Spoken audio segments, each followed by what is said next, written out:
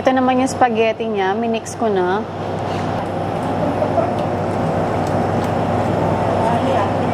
Dip natin sa gravy.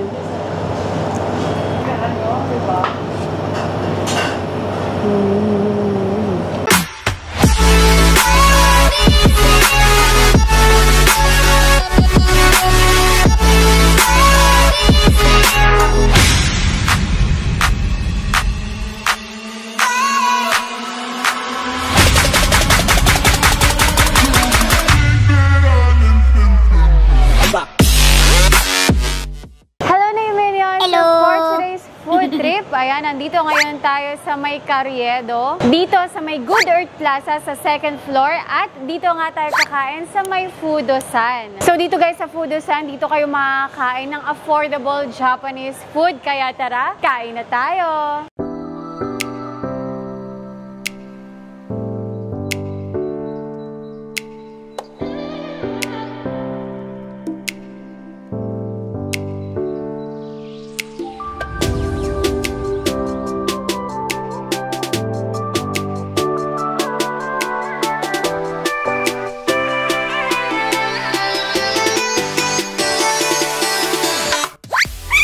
At ayan na nga guys, dumating na nga yung mga in-order ko. So meron tayo ditong takoyaki, gyudon bento. Of course, meron siyang gyudon, meron din siyang kasamang chicken, and tempura and rice. By the way guys, itong bento na to 250 pesos lang. And meron din tayong shoyu ramen na 179 pesos lang. Para naman sa solo back to school combo, meron tayo ditong cheese tamago burger plus spaghetti. Ito naman 135 pesos lang to, dalawa na. Meron din tayong one-piece chicken with rice. And char siu don na 169 pesos. Unahin ko tong ramen. No, ramen. Unahin ko to kasi habang mainit-init pa, mas masarap.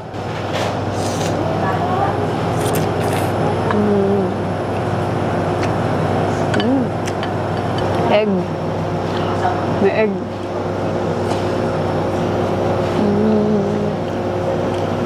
Yung ramen nila guys, sobrang mura lang nito. Pero ang lasa ng sabaw, ang lasa ng broth niya. Tapos meron pa kasamang char siu.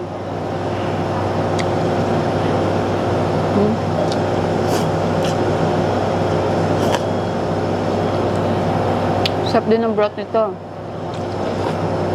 Ito naman yung spaghetti niya. Minix ko na. O diba chinapstick natin yung spaghetti? Wala tayong tinidor.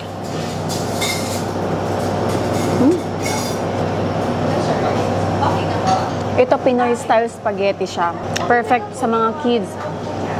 Pag kumain kayo dito, tapos kasama mo yung mga anak mo, ito masarap spaghetti nila. Parang may birthday sa inyo. Pero ito guys, sobrang sulit niya, lalo na kung estudyante ka, kung malapit ka dito sa area, yung school mo. Ayan, dito ka na kumain kasi napakasulit. Ang mura. Tapos meron pa sila mga combo meal para sa mga estudyante. Tulad itong spaghetti, meron siyang combo na burger. Ito, cheese tamago burger. So, egg siya.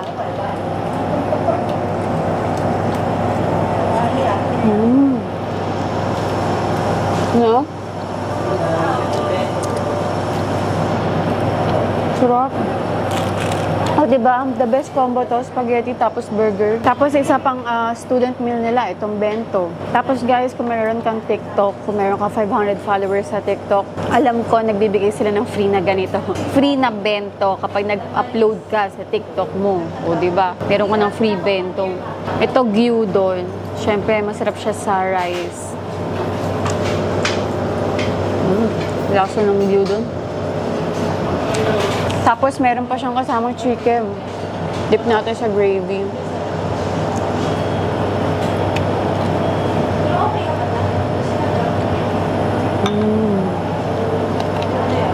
Sarap ng gravy nila.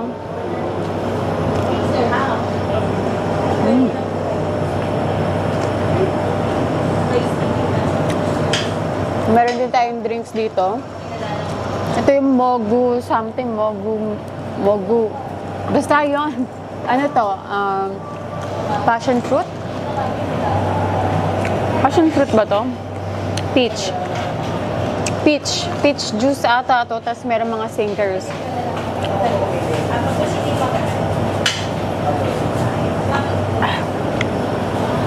Grabe, ang dami. Meron pa tayo ditong char siu pork.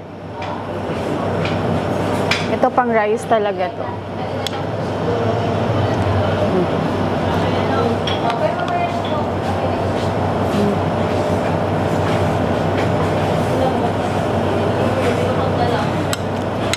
Meron din siyang kasamang cabbage, yung salad.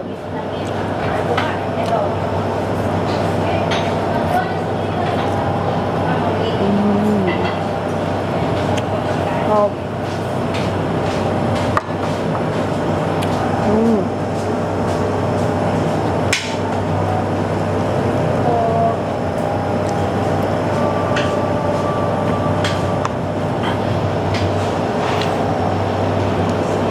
Ito naman yung takoyaki.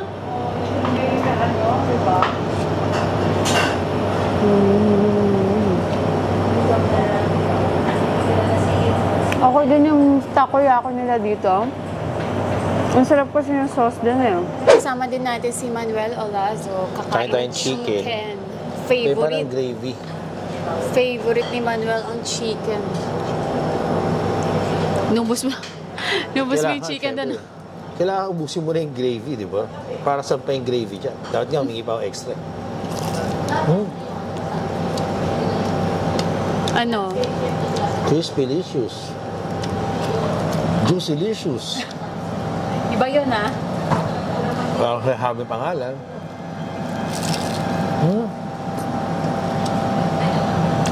Hapa. Sarap no? So, crispy. crispy nga. At juicy nga yung loob. Actually, medyo kahawig yung lasa. Diba? Yan nga rin gusto kong sabihin kanina. Diba parang may kahawig na lasa? May kahawig na lasa siya. Diba? Ang problema, hindi na tayo binili ng kutsara at tinidor. So, baka gusto nila kamayin ko yung kanin. So, kakamayin natin.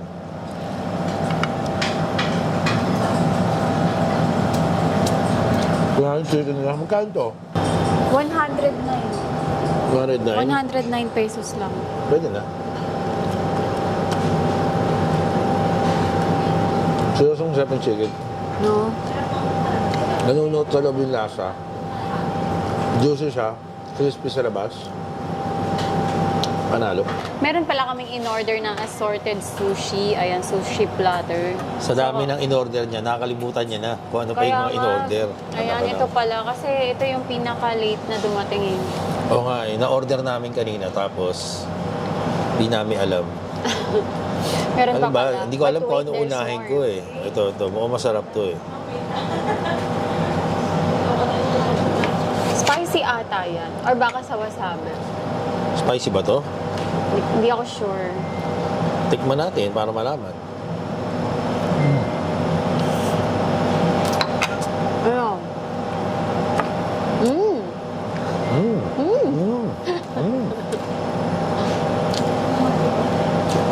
Ayos yung texture niya. May pagka-crispy. Diba? Tapos siyempre, meron siyang crab stick sa loob. Pero parang gusto ko pa isa pa. Ito pa. Na-enjoy mo? Masarap nung pagka-crispy-crispy. Oo, Yung gilid, oh. Hindi, tsaka hindi siya tinipid Oo. Masarap nung pagka-crispy-crispy niya. Parang tempura.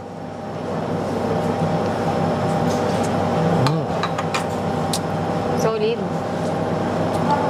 Solid daw. At ayun na nga guys, hanggang dito na lang yung vlog natin for today's video. Again, sa mga naghahanap ng affordable na Japanese food na malapit lang dito sa area. Sa mga estudyante dyan, dito sa may malapit sa Corriedo, ito, ang dami talagang budget meal dito sa Fudo-san. Again, located tong Fudo-san dito sa may Good Earth Plaza, dito sa may second floor. Ayan, pagka-akyat nyo, pagpasok nyo ng Good Earth Plaza, pag-akyat nyo, kitang-kita nyo na agad tong Fudo-san. Ayun. So there you go guys. Thanks guys again for watching. At kung hindi ka pa nakakapag-subscribe, please subscribe to my channel. At para updated kayo sa mga videos na i-upload ka, tap the bell icon. So, see you guys again. Bye!